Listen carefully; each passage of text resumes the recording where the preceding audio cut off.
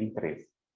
Então, gostaria de iniciar este momento com uma breve sistematização quanto ao... Só um pouco que eu estou aqui a tentar gerir... Ok, penso que agora que está no modo de apresentação para vós.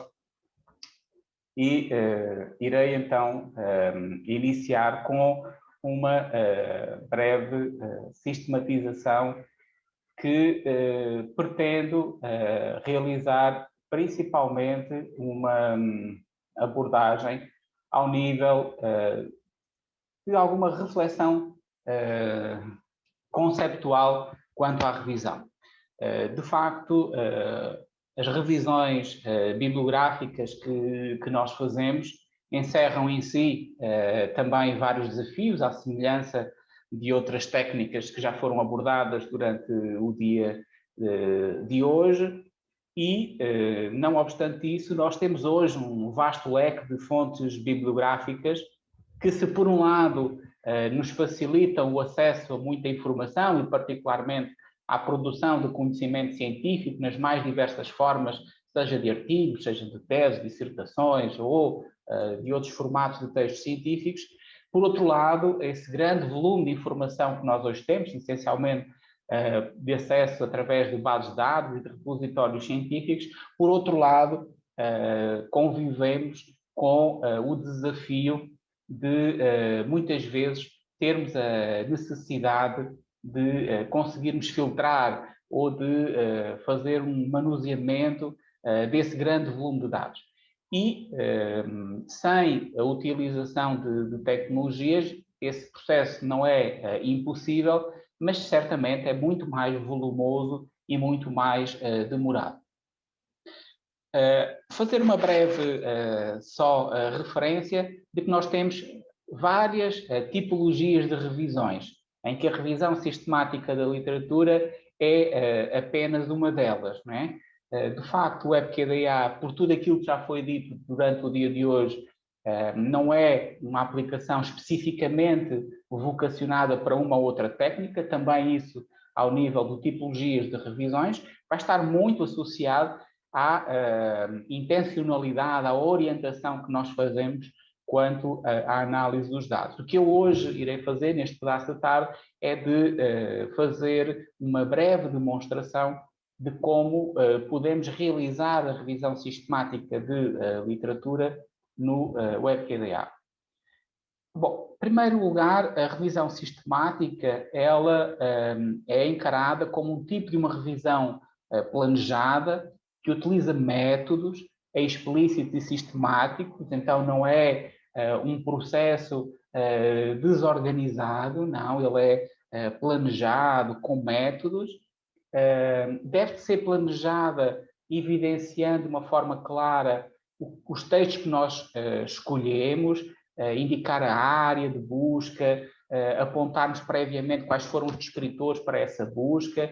Então, todos estes elementos que estão aqui identificados nestas referências nos apontam para que este processo de pesquisa, de facto, a dimensão sistemática seja caracterizada por um planeamento, por um planejamento, com uma estrutura, com um controle. Então, a existência de um método faz desta revisão ter em si características muito especiais e muito particulares que nos obriga a implementar rigor no processo de pesquisa.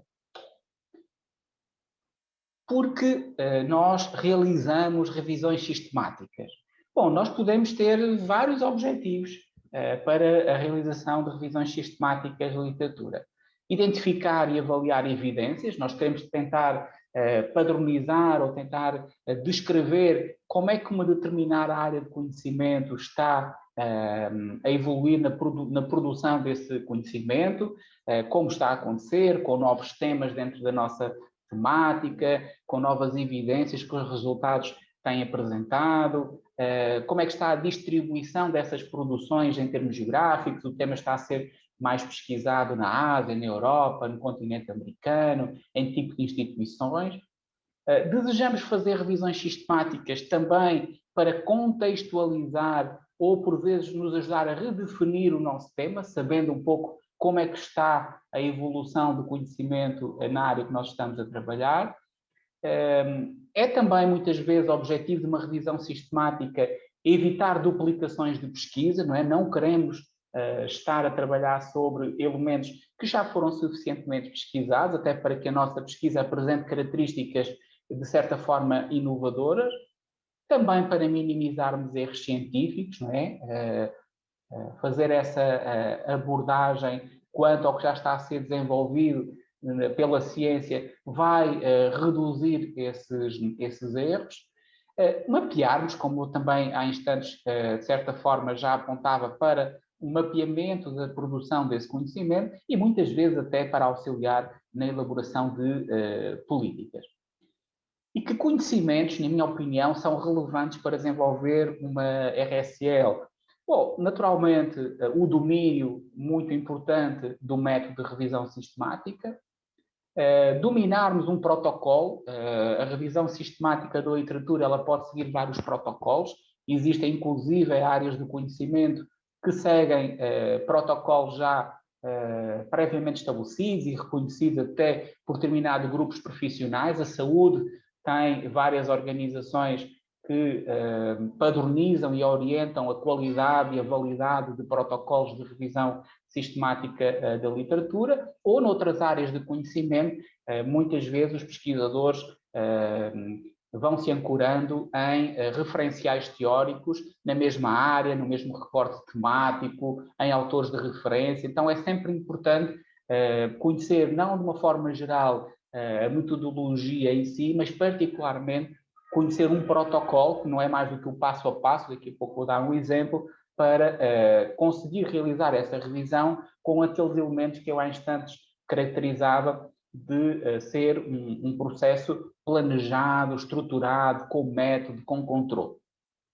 Além disso, esta revisão, para ser desenvolvida, envolve, como é óbvio, em todos os tipos de pesquisa, um domínio do tema, não é?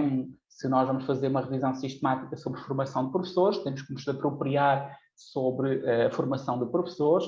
Se a nossa revisão é sobre marketing, temos que dominar os conceitos de marketing, seja o marketing para o setor público, seja o marketing noutra dimensão, e assim sucessivamente.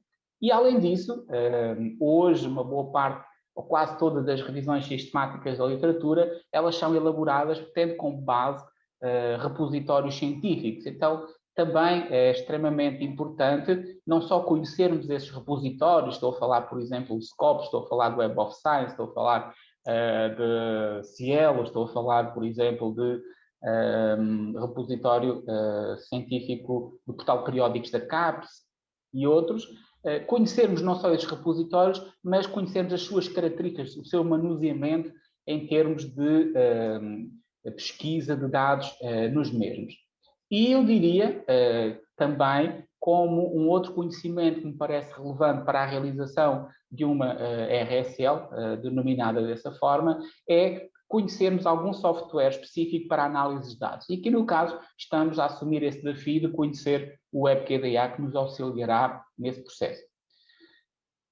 Como, então, a revisão de literatura poderá ter contributos quando for realizada por ferramentas digitais? Ora bem, eu socorro-me aqui de elementos que estão inscritos num texto do blog do próprio WebQDA, realizado também por uma colaboradora do WebQDA, que é a Lucimara, da Universidade de São Paulo, que eu deixo aqui o link para depois poderem consultar o artigo na íntegra. E a Lucimara, nesse artigo do blog do WebQDA, coloca algumas questões que eu acho interessantes de partilharmos aqui. Então, ela deixa-nos a indicação de que o tempo de desenvolvimento de uma revisão da literatura pode ser otimizado pela utilização de ferramentas digitais que apoiam, vejam, na organização, no tratamento e na análise. Acrescenta ainda que a capacidade de reforçarmos a atuação das etapas do percurso metodológico, promovendo a transparência e a credibilidade.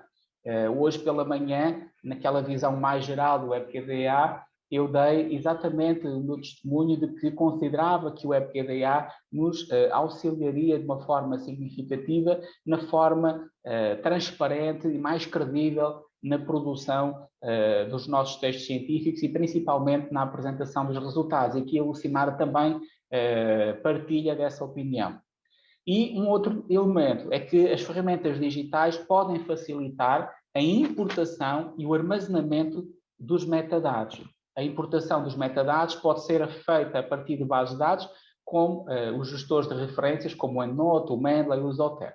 Então, para nós que muitas vezes já utilizamos esses gestores de referências para fazer a produção das nossas citações e depois a respectiva formatação nos textos e a criação das referências bibliográficas, esses metadados que já estão a ser utilizados por nós nesses softwares, eles podem ser integrados no WebQDA e aí temos uma integração extremamente interessante e vantajosa para nós.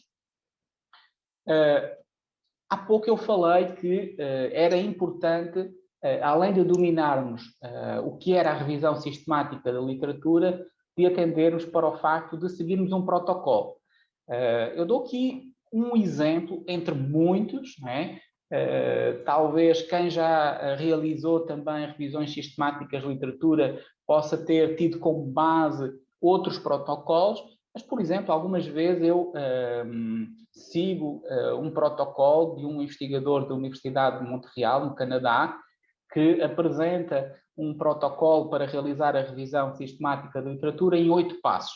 Como é óbvio, e não temos tempo para isso, e não é o principal foco deste espaço, nós temos aqui 8 passos que o Collin nos sugere, desde a identificação do objetivo, planejar o nosso protocolo, aplicar a seleção, buscar bibliografias, extrair dados, avaliar a qualidade, sistematizar os estudos e escrever a revisão. Eu não vou percorrer naturalmente cada um deles, porque só isto daria para um curso, mas chamar aqui a atenção através deste exemplo que no momento de realizarem a vossa revisão sistemática da literatura, se apoiem num referencial teórico, naturalmente ancorado à área de conhecimento que vão também desenvolver a vossa revisão. E vou destacar aqui deste protocolo alguns exemplos para que depois também nos auxilie com os exemplos dentro do próprio WebQDA. Por exemplo, um dos passos, dos 8 passos que o Collin nos coloca nesse protocolo, nesse passo a passo para a realização da revisão sistemática da literatura, ele indica a necessidade de nós colocarmos critérios de seleção. Então, aqui alguns exemplos, não é? Na hora de nós, pesquisadores, selecionarmos quais são os textos que efetivamente vão ser considerados para a realização da nossa revisão, daquele grande volume de textos que eventualmente vamos encontrar nos repositórios científicos, nós podemos definir critérios, não é? Isso está sempre associado ao problema da nossa pesquisa, aos nossos objetivos, mas em resultado disso poderão surgir critérios como os tópicos, o idioma, qual o tipo de periódico. Às vezes até existem autores de referência, nós queremos incluir um conjunto de autores que nós estamos particularmente a analisar, o tipo de participantes, se aquelas fontes que nós vamos analisar são fontes que para nós só vamos admitir os textos que seguiram, por exemplo, uma metodologia quantitativa, não queremos estudos de natureza qualitativa, ou que exista um estudo de campo, ou apenas selecionamos os textos dos últimos 5 anos. Então são, de facto, vários critérios que são importantes nós, enquanto pesquisador, incluirmos no nosso protocolo. Apenas uma das etapas, mas ela deverá ser realizada. Outro elemento importante nessa etapa é depois de nós fazermos a seleção de quais são, de facto, os textos que nós vamos incluir na nossa revisão, identificarmos que dados nós vamos extrair, não é? Então, alguns exemplos do que eu utilizei numa pesquisa que fiz sobre a forma de RSL, em que nós identificámos que, dos textos que selecionámos para a nossa RSL, nós queríamos identificar qual era a fonte desse texto, qual era o repositório onde ele estava armazenado, qual foi o ano de publicação, o título, o tipo de instituição que fez essa produção, se era uma instituição federal, se era uma instituição estadual, qual era o tipo de pesquisa, se era mestrado, se era doutorado, a área de conhecimento, o tipo de estudo, a rede de ensino, se era um estudo sobre a rede privada, se era sobre a rede pública. Então vejam, aqui é no fundo a identificação nesse nosso protocolo do que é que nós vamos extrair desses textos. Naturalmente que, em função da natureza do texto, do problema de pesquisa, dos objetivos, irão ter no vosso protocolo elementos também diferentes.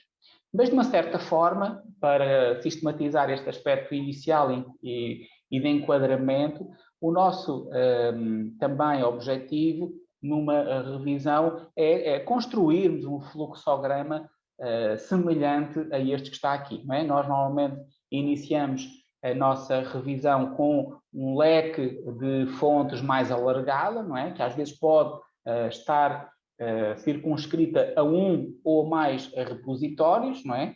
E reunimos um grande número de textos, mas depois, em função dos critérios de seleção e dos critérios de inclusão, vamos chegar a um número mais reduzido, que são aqueles textos que, de facto, preenchem um conjunto de requisitos de elegibilidade e de inclusão que nos vão permitir chegar a uma análise mais precisa com um leque menor de textos, não é? Depois há aqui algumas questões, que não vamos agora aqui também pela questão do tempo entrar, que é qual é o número considerável, a literatura também tem várias opiniões quanto a isso, também naturalmente vai depender do tempo que temos para realizar uma RSL, a dimensão da equipe, etc. Mas o grande objetivo, eu diria, era elaborarmos um fluxograma também que nos ajudasse a ter uma visão com esta que eu apresento aqui nesta figura. E quais são as funcionalidades do WebQDA para nos auxiliar neste processo? Ora bem, nós podemos utilizar ou pesquisar dados, essencialmente produções científicas na forma de artigos ou de outro formato em repositórios científicos, né? Seja o Web of Science, o Cielo, o ERIC, coloquei também o portal de periódicos da CAPES. Então, as nossas pesquisas, elas poderão ser assinaladas, marcadas e depois exportadas, por exemplo, para um gestor de referências, que talvez muitos já utilizem para facilitar a produção dos textos. No meu caso, eu utilizo com mais frequência o Mendeley, mas é importante nós termos conhecimento de vários repositórios que reúnem, de uma forma geral, metadados, ou seja, aqueles dados principais das nossas fontes que vamos utilizar na RSL, muitas vezes o título, o ano, o tipo de revista, os autores, palavras-chave, os resumos, etc. Depois, se quiserem, eu tenho um site que organizei cerca de 5 dezenas de repositórios organizados por várias áreas de conhecimento, para a educação, de caráter geral, no âmbito das ciências sociais, no âmbito da saúde. Depois, se tiverem interesse em conhecer alguns, além daqueles que já conhecem, talvez, está aí depois o endereço. Mas eu utilizo muito o software de gestão de referências, que é o Mendeley, para depois organizar, e muitas vezes até faço a própria leitura dos textos já no próprio Mendeley. Bom, o Mendeley permite fazer uma exportação de dados em vários formatos, no caso BibTeX, XML ou RIS, e que eu vou mostrar agora aqui. Esta é já a imagem do próprio Mendeley, onde, por exemplo, no caso eu criei uma pasta para uma realização da RSL sobre formação de professores. Tenho aí um conjunto de metadados que, no caso, foram obtidos por uma pesquisa realizada no Web of Science, mas podia ter sido em qualquer outro repositório, e selecionando os metadados que eu tenho aí, por exemplo, eu posso exportá-los para um formato, fiz esse processo para a exportação ao nível de BibTeX, e com isso eu consegui, perdão, peço desculpa, eu consegui depois fazer a importação para dentro do WebKDA. Eu quero dizer que agora vou fazer uma pequena demonstração de alguns passos, mas vocês podem também no site do WebKDA fazer o download deste guia de 7 passos para a realização da revisão da literatura. Foi também uma produção da professora Lucimara, e fica aqui a referência para que depois possam consultar e visualizar com mais detalhe cada um deles, porque não vamos ver todos aqui, com certeza, mas fica aí a referência. E quais são esses passos, de uma forma geral? Então, o primeiro passo para fazermos uma revisão sistemática da literatura no WebKDA, nós precisamos de fazer a importação dos metadados, que era aquilo que eu estava há instantes a dizer, de trazer aqueles metadados que nós obtivemos nos repositórios científicos e podem vir diretamente dos repositórios científicos, ou se nós já os tivermos no Mendeley ou no EndNote também, eles poderão ser exportados e importados para dentro do WebKDA. Então esse é o primeiro passo, de trazer os dados para dentro do WebKDA, e eu vou, inclusive, daqui a instantes, demonstrar dentro do próprio WebKDA como fazemos isso. Depois, um segundo passo é da seleção das publicações.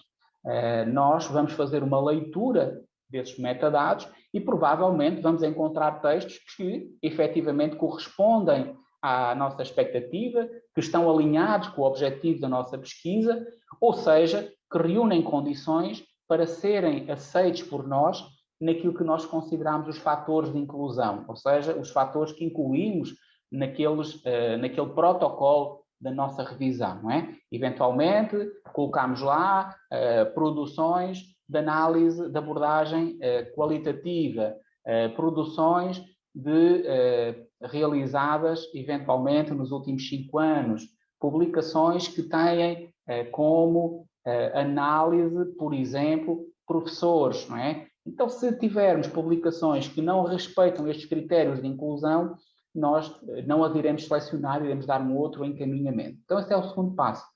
O terceiro passo é, em função das publicações que nós consideramos como aquelas que vão, de facto, ser incluídas para a continuidade da nossa revisão, nós vamos fazer a importação dos textos na íntegra, porque muitas vezes não é suficiente fazer RSL com base nos metadados.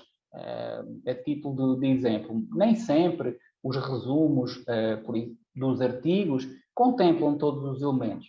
Às vezes a metodologia não está suficientemente descrita, os resultados não são muito claros e é necessário ler partes ou quase na íntegra estes textos para conseguirmos fazer a extração dos resultados, que é o quarto passo. Então, torna-se necessário fazer a importação de alguns textos na íntegra e depois fazer a extração desses resultados. Para realizarmos a extração desses resultados, nós vamos precisar de criar códigos, não é? Que eu vou mostrar daqui a pouco também como podemos fazer, mas que o António Pedro fez isso, explicou-nos como seria possível, e o Fábio também há instantes já fez também a demonstração desse mesmo exemplo.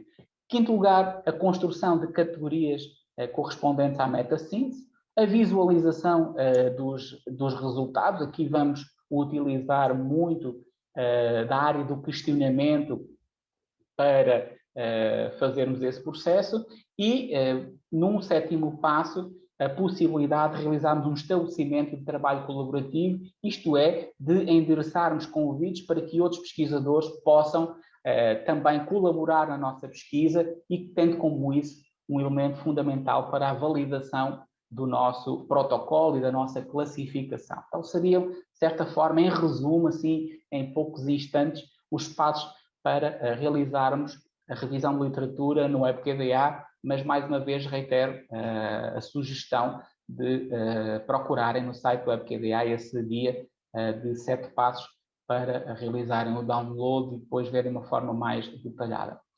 Dentro do WebKDA, o processo de importação de dados ele é feito na área das fontes internas, na forma de notas, nesse espaço que eu já indico aí de carregar metadados. Esse processo, eu vou agora interromper esta partilha para fazer a partilha do próprio WebQDA, para ficar mais fácil e mais prático para mim também fazer essa demonstração aqui. Só um instante, para eu entrar aqui no sistema.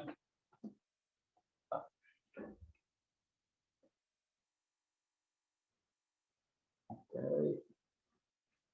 Então, vou partilhar agora aqui o meu ecrã, mas o WebQDA.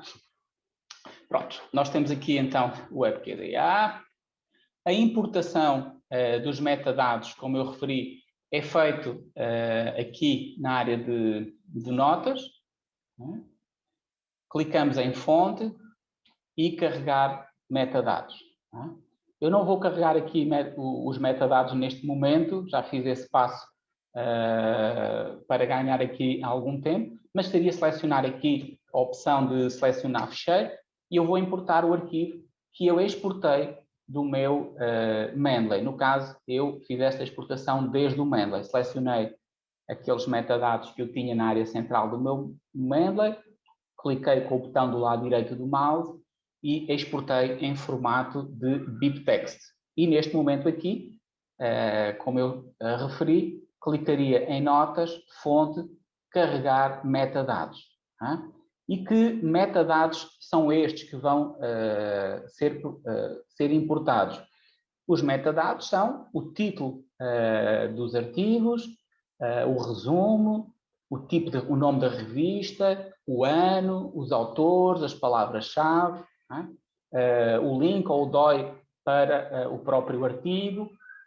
Quando eu faço esse processo, de uma forma automática, o WebQDA cria-me aqui nas notas uma pasta com o nome de revisão de literatura.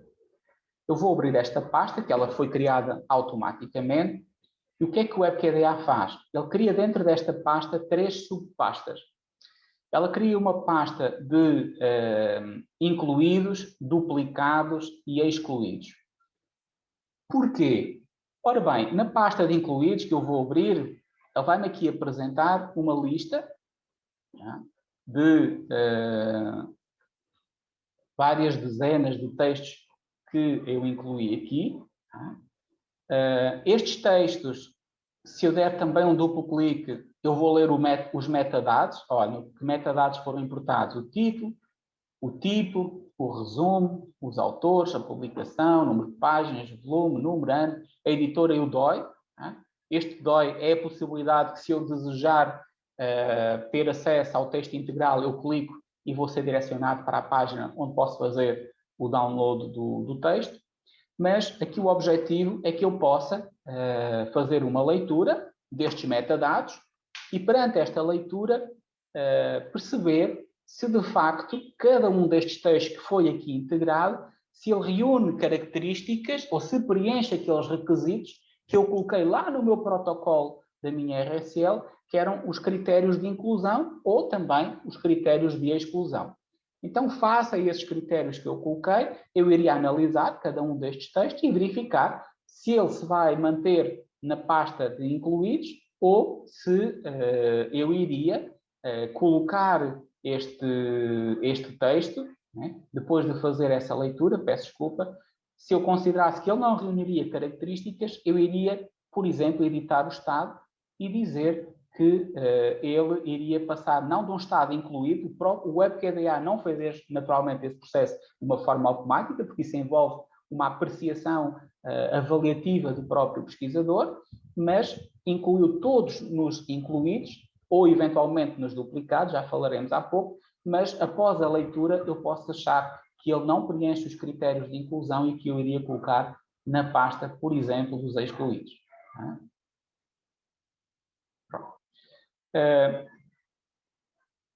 Vou voltar aqui à minha pasta. Outra situação que o WebQDA faz é que muitas vezes, principalmente quando nós estamos a fazer RSLs muito volumosas, corremos o risco de encontrar alguns artigos que estão duplicados nas bases de dados. Então, se isso acontecer, o próprio WebQDA ele vai conseguir, nesse processo de importação, através de uma análise comparativa dos metadados, verificar se existem textos duplicados. Se isso acontecer, ele já os coloca nesta pasta aqui de duplicados. Não aconteceu no meu caso, que eram 50 ou 60 textos, mas poderia ter acontecido. Ele já faria isso de uma forma bastante rápida. A pasta dos excluídos somos nós que fazemos com o procedimento há pouco que eu indiquei. Além desta importação de metadados para o WebQDA, para a área das fontes, nomeadamente para as notas, o que é que esse processo de importação desse ficheiro, desse arquivo, que eu fiz aqui em carregar metadados, o que é que nos traz além disto? Traz-nos o seguinte: na área de codificação, é criado também automaticamente, na área de descritores, não fui eu que criei estes códigos aqui. Isto foi o processo de importação do arquivo. Vejam, automaticamente, ele já me criou uma estrutura de códigos descritivos para os meus metadados. No caso, para o tipo de publicação, no caso eu só fiz de artigos de revista, mas já sei que tenho 60 fontes com estas características. Fez-me também por ano, indicou-me para os critérios que eu tinha selecionado, os textos são distribuídos da seguinte forma: 58 publicações em 2021 e 2 em 2020. Também me fez uma categoria, códigos para as palavras-chave e também, mas isso resulta também do elemento que vimos anteriormente, já a estrutura de códigos também de descritores para o Estado. Não é? Então, eu tenho 60 incluídos e vejam que há pouco eu coloquei um como excluído, mas não foram encontrados nenhum duplicados pelo sistema. Então, vejam que só este processo já é extremamente interessante e que me permite ter aqui códigos já descritivos, e nós de manhã falámos um pouco a diferença entre esses códigos interpretativos e os códigos descritivos. Mas este, de facto, já é um procedimento automatizado. Então, todos estes elementos, eles são de uma rapidez e de uma vantagem muito considerável para nós, pesquisadores. Ora bem, realizamos a importação dos metadados. É o primeiro passo.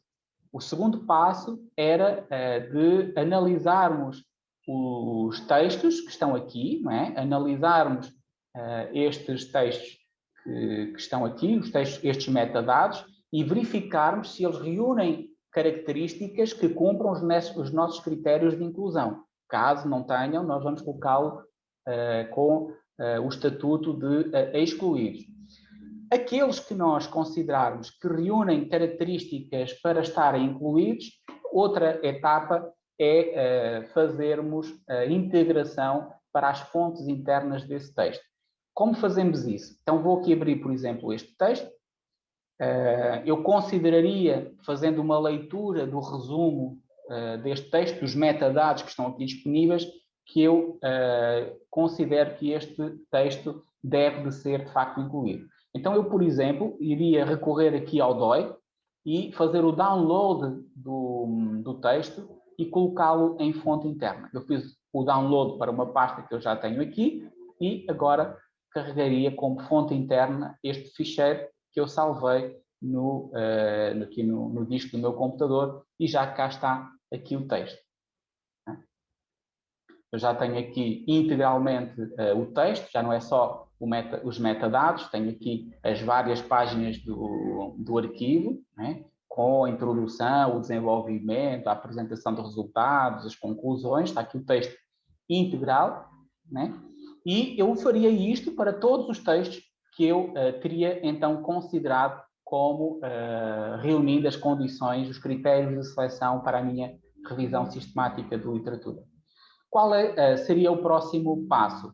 Fazer a extração dos dados. A extração dos dados seria olhar para os textos que estão aqui, já selecionados nas fontes, incluídos, aliás, como arquivo nas fontes internas, e verificar quais os elementos que eu vou retirar. E eu tinha definido no meu protocolo, por exemplo, que eu queria analisar nestas produções de artigos científicos o tipo de método ou abordagem, se eram textos quantitativos, se eram textos qualitativos, eu queria analisar qual é que tinha sido o público-alvo, não é? Então, estes elementos de extração vão depender dos objetivos da nossa pesquisa, não é? São determinados lá no protocolo. Para fazer isso, eu iria criar aqui alguns códigos, por exemplo. Imaginem que eu queria extrair dos meus dados se a abordagem seria um método quantitativo, qualitativo ou misto. Então, já criei aqui antecipadamente o método, mas vou criar agora aqui um outro código, por exemplo, qualitativo.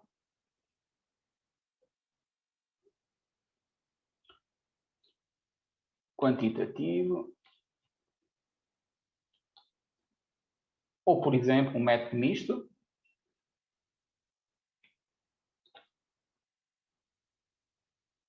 E, por exemplo, quanto ao público-alvo, eu fiz uma pesquisa para realizar uma RSL sobre formação de professores. Eu diria, não, eu quero analisar se as produções que eu estou a analisar, elas tiveram como público-alvo de pesquisa escolas, de uma forma geral, ou se a pesquisa foi voltada, por exemplo, para professores do ensino básico,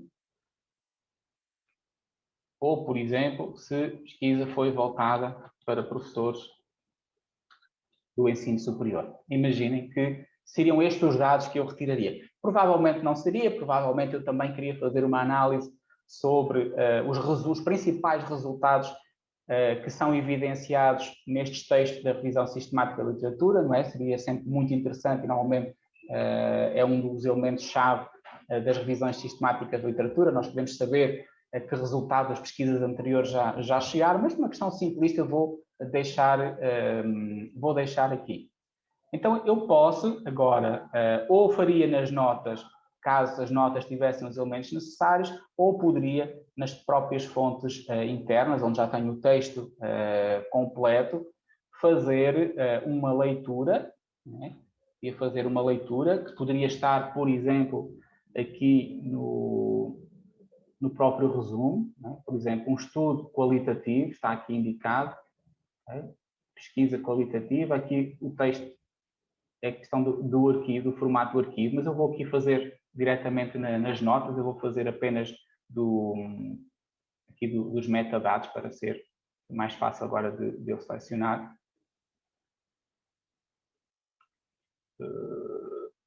Portanto, uma pesquisa qualitativa, aqui a descrever um pouco qual é o método, e eu seleciono e digo que, de facto, neste caso, se trata de um método qualitativo e vou classificar. Tá? E agora poderia fazer isto também para, por exemplo, escolas de línguas. Eu diria que o estudo, então, foi realizado para um público-alvo que foram as escolas, e iria fazer a extração dos dados, no fundo aqui seria a atribuição de códigos pelos demais estudos. No final, numa outra etapa, também uma etapa posterior sugerida naqueles passos que há pouco indiquei para a realização da RSL, nós poderíamos fazer a análise de alguns dados, por exemplo, através de matrizes. Eu coloquei aqui uma matriz em que comparei os anos de publicação e as palavras-chave. Que tipo de matriz é que eu fiz aqui? Eu coloquei uma matriz onde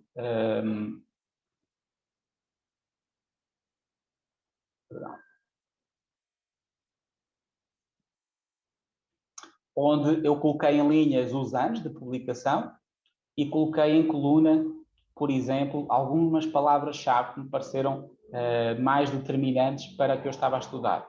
Não é? Com base nisto, eu posso agora analisar, face aos 2 anos de publicação, como estão distribuídos as produções que eu encontrei por cada um destes termos. Não é? Outra possibilidade é, por exemplo, a realização de pesquisas de texto. Né? Eu fiz uma pesquisa de texto sobre a formação de professores e, com esta pesquisa de texto, o WebQDA vai-me ajudar, por exemplo, eu vou querer que ele me faça uma análise através de uma representação gráfica destes resultados e posso rapidamente fazer a construção visual, né, que me vai ajudar a entender como é que está distribuída a produção científica nesta área, nos artigos que reuniram os critérios de inclusão e também, com base nisto, eu ter mais esta representação visual que me ajuda a compreender a formação de professores, a formação de professores com questões de evolução das suas competências digitais, em termos de competências críticas sociais e outras que foram provavelmente aqui encontradas. Então, de uma forma geral, estas são as contribuições do WebQDA para a revisão sistemática da literatura. Eu gostaria de sistematizar aqui da seguinte forma. Primeiro aspecto, e importante, nos apropriarmos sobre a técnica de pesquisa sobre revisão sistemática de literatura. Segundo aspecto, conhecermos e nos apropriarmos de um protocolo para a nossa área de conhecimento. Já existem várias experiências de revisão sistemática da literatura em muitas áreas, da saúde, a administração, a área de letras, a área do ensino. Portanto, observar como tradicionalmente são feitas essas revisões. Em terceiro lugar, constituirmos o nosso protocolo e justificarmos o nosso protocolo, em que nesse protocolo, ou seja, no passo a passo da nossa revisão, entre outras coisas, nós vamos definir quais são as nossas bases de dados, os nossos repositórios, onde é que nós vamos pesquisar e justificar porque é que vamos utilizar essas fontes como elementos para encontrar os artigos ou as produções científicas. Depois, em seguida, constituirmos quais são os fatores de inclusão, o que é que nós vamos querer que os textos contenham, o que é que não queremos que os textos contenham, não é? E de seguida fazermos uma leitura desses textos e definirmos quais são os elementos de extração, ou seja, que tipo de dados é que nós queremos retirar dessas análises. Nós queremos retirar o ano de publicação, queremos retirar que metodologias é que foram seguidas, que instrumentos é que foram utilizados, onde é que foi realizada a pesquisa, que resultados é que se chegaram e, por último, fazer o cruzamento desses dados. Onde é que o WebQDA nos ajuda em todo este processo? Na integração desses metadados dentro do sistema, na organização descritiva desses metadados por algumas das categorias desses mesmos metadados, não é? Pelos artigos, por ano, por tipo de revista, por palavra-chave, por autor, e depois, através do processo de codificação, auxilia-nos a padronizar e a descrever por temas, por códigos, por descritores, como tem sido a distribuição e as tendências dessa produção científica. Então, era este o meu contributo em relação à sugestão e às potencialidades do WebQDA quanto à revisão sistemática de literatura.